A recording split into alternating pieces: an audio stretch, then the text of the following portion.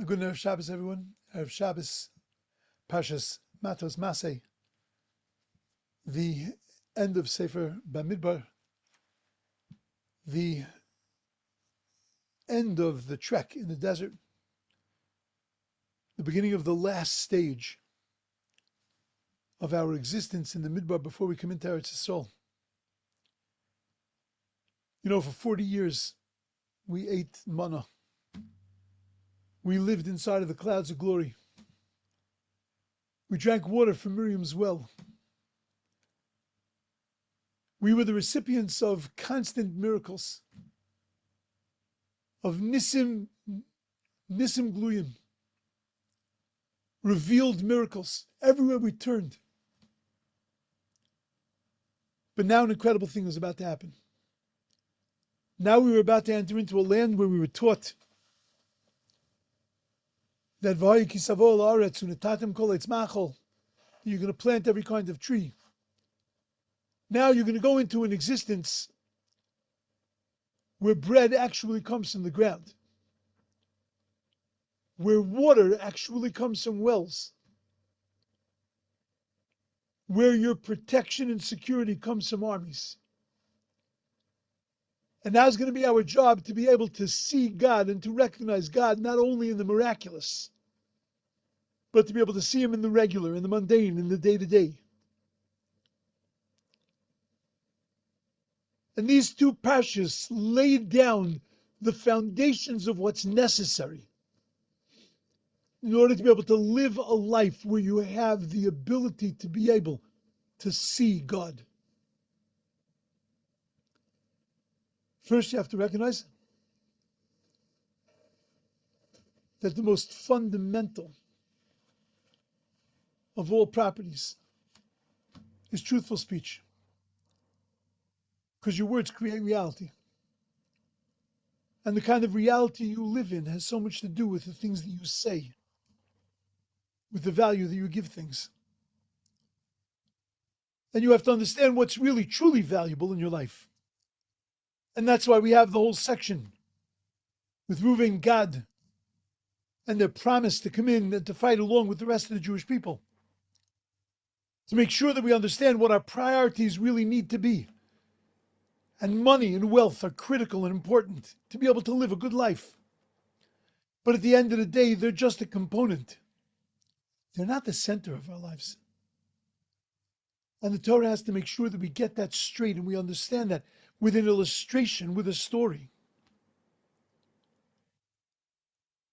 We have to understand what moral courage is, what the ability to be able to stand up for what's right, and to be able to fight for and die for what is right and what is good. And finally, the fidelity to our commitments, to be loyal to the things we put our name to. And then Parshas Masei comes along to remind me that it's the journey that matters. 42 stages in our trek through the desert. There are 42 stages, says the Baal Shem Tov, in our lives. We're constantly moving. And it's the journey that's critical. And that boundaries don't stunt my growth, but that they create holiness. That if there is no control and no boundaries, there is so much bounty and beauty out there that I don't know where to begin. Boundaries don't lock me in. What they do is they guide me. And they allow me to be able to benefit from and to appreciate all of the incredible blessings that are sitting in front of me. And then finally, Parshas Masei teaches me that the most critical thing to the Jewish people is enduring redemption, is building an enduring redemption through strengthening our families. When we strengthen our families, we strengthen our identity, we strengthen our core. That's when we as Klal Yisrael have a future. You know, the Kotzker Rebbe says that where is God?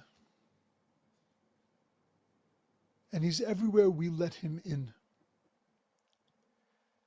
When we were in the Midbar, we saw God. We let Him into our lives through the big miracles. Through the manna that fell, through the water that came from the rock, through the splitting of the sea, through the giving of the Torah, the lifting of the mountain, through every miraculous twist and turn. And now when we come into Eretz Yisrael, God would be revealed to us. We would let Him in into our ordinary, everyday life. When we opened our eyes and we saw Him there too. And that's the challenge, to be able to let God into our lives. Our challenge is to transform everyday choices into a dwelling place for God.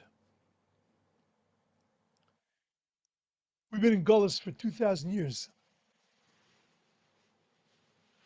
And the reason why we've endured, why we've been inside of this Gullus, and we feel somewhat stuck inside of this Gullus, is because we haven't yet succeeded in fully letting God in. And it's the moment that we get the message of Matot Masei. We get the messages of how to lay a foundation to be able to live a life where we let God into our lives. Only then will the Gullus end. You know what it's called when you live in existence where every twist and turn, everything you do, every place you turn to, everything that you experience, you see and you feel God. You know what that's called? Geula. Geula is where you let God in. Parshas Matos and Masei are read in the middle of the 3 weeks to remind us if we don't want to be back here next year. Get this message. Let God in. Because when you let God in and you feel Him wherever you exist, wherever you experience, wherever you are, then you have made it to your destination. That is Geula. We can pine away and say, oh, we need Mashiach and we need the Geula. We need to let God in.